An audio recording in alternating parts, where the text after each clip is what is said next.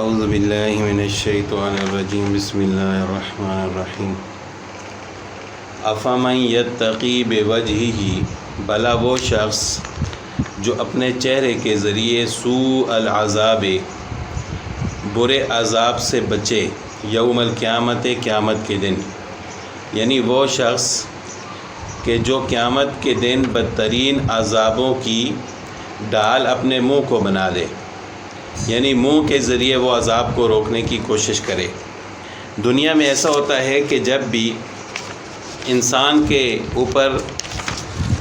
کوئی تکلیف آتی ہے یا کوئی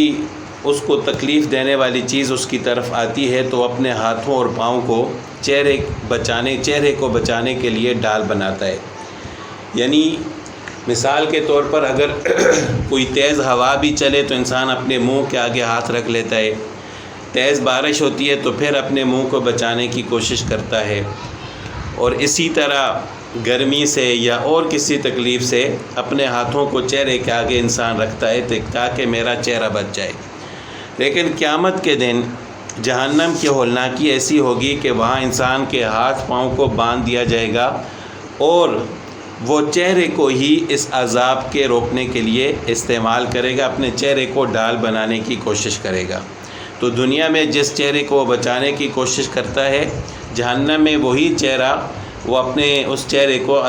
عذاب کے لیے ڈال بنانے کی کوشش کرے گا۔ تو مطلب یہ آیت کا کہ بھلا وہ شخص کہ جو اپنے چہرے کو قیامت کے دن کے برے عذاب کے لیے ڈال بنائے۔ وقیل للظالمین ذوقوا، اور ایسے ظالموں سے کہا جائے گا کہ چکھو ما کنتم تکسبون، جو تم اعمال کرتے رہے تھے۔ کذب الذین من قبلہم، ان سے پہلے لوگوں نے بھی جھٹلایا۔ فاتاہم العذاب، پھر ان پر آیا عذاب من حیث لا یشعرون، اس طور پر کہ ان کو خبر ہی نہیں تھی، ان کو شعور ہی نہیں تھا۔ فاذاقہم اللہ الخزی فی الحیات الدنیا، اور اللہ تعالیٰ نے انہیں دنیا کی زندگی میں بھی رسوائی کا مزہ چکھایا۔ ولعذاب الآخرۃ اکبر، اور آخرت کا عذاب زیادہ بڑا ہے۔ لو کانوا یعلمون، کاش کہ وہ لوگ سمجھ لیں۔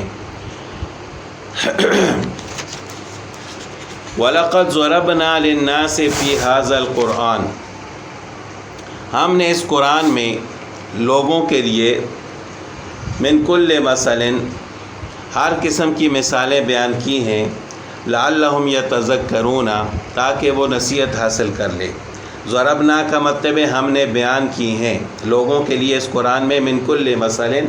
ہر قسم کی مثالیں تاکہ وہ نصیحت حاصل کر لیں۔ قرآنًا عربیًا، یہ قرآن ایسا ہے کہ جو عربی ہے، عربی زبان میں ہے۔ عربی زبان یہ اسلامی زبان ہے جس زبان میں قرآن کریم نازل ہوا ہے، اور غیر ذی عوج، اس قرآن میں کوئی عیب نہیں ہے۔ غیر ذی عوج کا مطلب ہے بے عیب۔ لعلہم یتقون، تاکہ وہ لوگ پرہیزگاری اختیار کریں، تقوی دار بنیں۔ ضرب اللہ مثلا رجلا، سنو اللہ تعالیٰ مثال بیان فرما رہے ہیں ایک شخص کی، رجلا فیہ شرکاء متشاکسون، ایک وہ شخص کہ جس میں بہت سے مختلف ساجی ہیں یعنی شریک ہیں۔ ورجلا سلما لرجل، اور ایک دوسرا وہ شخص جو صرف ایک ہی کا غلام ہے، یعنی ایک آدمی وہ ہے کہ جس کے بہت سارے مالک ہیں، اور ایک آدمی وہ ہے کہ جو ایک ہی آدمی کا غلام ہے۔ هل یستویان مثلا، کیا دونوں صفت میں یکساں ہیں؟ الحمدللہ، اللہ تعالیٰ ہی کے لیے سب تعریفات ہیں۔ بل اکثرهم لا یعلمون، لیکن ان میں سے اکثر نہیں جانتے۔ یعنی ایک اللہ کو مانو گے تو ایک کے غلام بن جاؤ گے، اور بعض لوگ وہ ہیں کہ جنہوں نے کئی خدا بنائے ہوئے ہیں، تو ظاہر ہے جو ایک کا غلام ہو اور ایک وہ ہے کہ جو بہت ساروں کا غلام ہو، دونوں برابر نہیں ہو سکتے۔ جو ایک کا غلام ہے وہ ایک کی مان کر چلے گا، اور جو بہت ساروں کا غلام ہے تو وہ سب اس پر آرڈر چلائیں گے اور سب کا محتاج بنے گا۔ تو اسی طرح جو شخص ایک اللہ کو مانتا ہے، اس کی وحدانیت کا اقرار کرتا ہے، تو وہی اس کا مالک ہوگا، اور جو بہت سارے بتوں کو مانتا ہے وہ اس کے مالک تو نہیں بن سکتے، لیکن وہ سب کا غلام ہوگا۔ اِنَّكَ مَيِّتٌ وَإِنَّهُمْ مَيِّتُونَ، بے شک آپ نے بھی موت کا مزہ چکھنا ہے، وَإِنَّهُمْ مَيِّتُونَ، اور یہ سب بھی مرنے والے ہیں۔ میت یا کی شد کے ساتھ اس کو کہتے ہیں جو زمانہ مستقبل میں مرنے والا ہو، یعنی ابھی زندہ ہو اور آئندہ وہ مرنے والا ہو، تو سب انسان آئندہ مریں گے، تو اس وجہ سے آپ صلی اللہ علیہ وسلم کو کہا گیا ہے میت، یعنی آپ بھی مرنے والے ہیں اور وہ لوگ بھی مرنے والے ہیں۔ اور اگر میت ہو، میت یا کے سکون کے ساتھ شد نہ ہو، اس کو کہتے ہیں جو مر چکا ہو۔ اس آیت میں رسول اللہ صلی اللہ علیہ وسلم کو مخاطب کر کے فرمایا گیا کہ آپ بھی مرنے والے ہیں اور آپ کے دشمن اور احباب سب مرنے والے ہیں۔ مقصد یہ ہے کہ سب کو فکر آخرت کی طرف متوجہ کرنا اور عمل آخرت میں لگنے کی ترغیب دینا ہے۔ اور آپ صلی اللہ علیہ وسلم کے بارے میں بھی اللہ تعالیٰ نے فرمایا کہ آپ بھی مرنے والے ہیں، لیکن اس میں ایک بات یاد رکھنی چاہیے کہ انبیاء کی موت عام لوگوں کی موت کی طرح نہیں ہوتی، یعنی دنیا کی زندگی تو ان کی بھی ختم ہو جانی ہے، صرف اللہ تعالیٰ کی ذات باقی رہنے والی ہے، کل نفس ذائقۃ الموت، اور اللہ تعالیٰ نے فرمایا کہ صرف اللہ تعالیٰ کی ذات ہی باقی رہے گی۔ لیکن اللہ تعالیٰ نے انبیاء علیہ الصلوۃ والسلام کو قبر میں ایک خاص حیات اور زندگی عطا فرمائی ہوتی ہے، جس کے بارے میں حدیث میں آیا ہے کہ الانبیاء احیاء فی قبورہم، کہ انبیاء اپنی قبروں میں زندہ ہوتے ہیں، یعنی ان کی موت اس طرح کی نہیں ہوتی جس طرح عام لوگوں کی ہوتی ہے، ان کے جسم کی بھی قبر کے اندر سلامت ہوتے ہیں اور تا قیامت سلامت رہیں گے۔ عام لوگوں کے جسم گل سڑ جاتے ہیں، بوسیدہ ہڈیاں ہو جاتی ہیں، اور زمین کی مٹی پر انبیاء کے جسم حرام ہیں، یعنی یہ مٹی انبیاء کے جسم کو خراب نہیں کر سکتی، ان کو ضائع نہیں کر سکتی، ان کے جسم قیامت تک اسی طرح سلامت رہیں گے۔ اور خاص قسم کی حیات اللہ تعالیٰ نے ان کو عطا فرمائی ہے، جس طرح شہید کے بارے میں اللہ تعالیٰ کا ارشاد ہے کہ وہ زندہ ہیں۔ اب ظاہر ہے وہ زندگی دنیا والی تو نہیں ہے، دنیا والی زندگی تو ہر قسم کی ختم ہونی ہے، لیکن وہاں پر اللہ تعالیٰ نے ان کو ایک خاص اعزاز کے طور پر زندگی عطا فرمائی ہے۔ ثم انکم یوم القیامت عند ربکم تختصمون، پھر تم سب کے سب قیامت کے دن اپنے رب کے سامنے جھگڑو گے، یعنی دنیا میں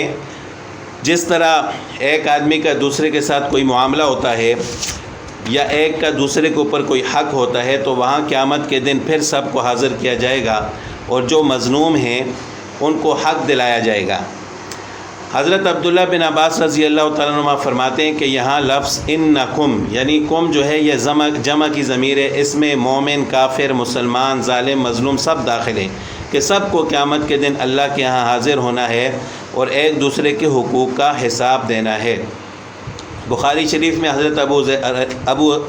ہریرہ رضی اللہ تعالیٰ عنہ کی روایت ہے کہ نبی کریم صلی اللہ علیہ وسلم نے فرمایا کہ جس شخص کے ذمے کسی کا حق ہے اس کو چاہیے کہ دنیا میں ہی اس کو ادا کر دے یا معاف کرا دے، یعنی دنیا میں معافی مانگ لے کہ مجھے معاف کر دو، یا اس کا حق اس کو واپس کر دے، کیونکہ آخرت میں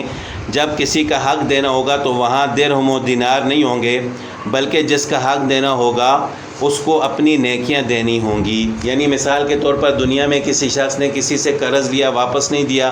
تو قیامت کے دن تو اس کے پاس پیسے نہیں ہوں گے، تو وہ اس کی جو نیکیاں ہوں گی وہ اس دوسرے شخص کے نام اعمال میں ڈال دی جائیں گی جس سے قرض لیا گیا تھا۔ اسی طرح دنیا میں اگر کسی نے کسی پر ظلم کیا ہے، اس کو مارا ہے، تو قیامت کے دن اس کو نیکیاں دینی پڑے گی، یا اسی طرح اگر کسی نے زمین غصب کی ہے، یعنی کوئی بھی حق ہو جو دنیا میں کسی نے کسی کا مارا ہوگا، تو قیامت کے دن وہ پیسے نہیں دے سکے گا، زمین نہیں دے سکے گا، بلکہ اس کو نیکیاں دینی پڑیں گی۔ اسی طرح ایک حدیث میں آپ صلی اللہ علیہ وسلم کا ارشاد ہے کہ صحابہ کرام سے پوچھا آپ صلی اللہ علیہ وسلم نے کہ حقیقی مفلس اور فقیر کون ہے؟ تو صحابہ کرام نے فرمایا کہ مفلس تو وہی ہے جس کے پاس پیسے نہ ہوں، ضروریات زندگی نہ ہوں۔ آپ صلی اللہ علیہ وسلم نے فرمایا کہ حقیقی مفلس وہ شخص ہے جو قیامت کے دن نیکیوں کے انبار لے کر آئے گا، لیکن اس کے اوپر دوسرے لوگوں کے حقوق ہوں گے۔ اس نے دنیا میں کسی کو گالی دی ہوگی، کسی پر تہمت لگائی ہوگی، کسی کا ناجائز مال اس نے ہڑپ کیا ہوگا، کسی کو قتل کیا ہوگا، کسی کو مارا ہوگا، تو قیامت کے دن اس کی نیکیاں ان لوگوں میں تقسیم کر دی جائیں گی۔ اور جب اس کی نیکیاں ختم ہو جائیں گی پھر بھی اس کے حقوق باقی ہوں گے تو ان لوگوں کے گناہ اس کے نامہ اعمال میں ڈال دیے جائیں گے۔ تو قیامت کے دن نیکیاں تقسیم ہوں گی لیکن ایمان والی نیکی کسی کو نہیں دی جائے گی، یعنی ایمان اس شخص کے پاس ہی ہوگا، کیونکہ ایمان ایسی نیکی ہے، ایسا نیک عمل ہے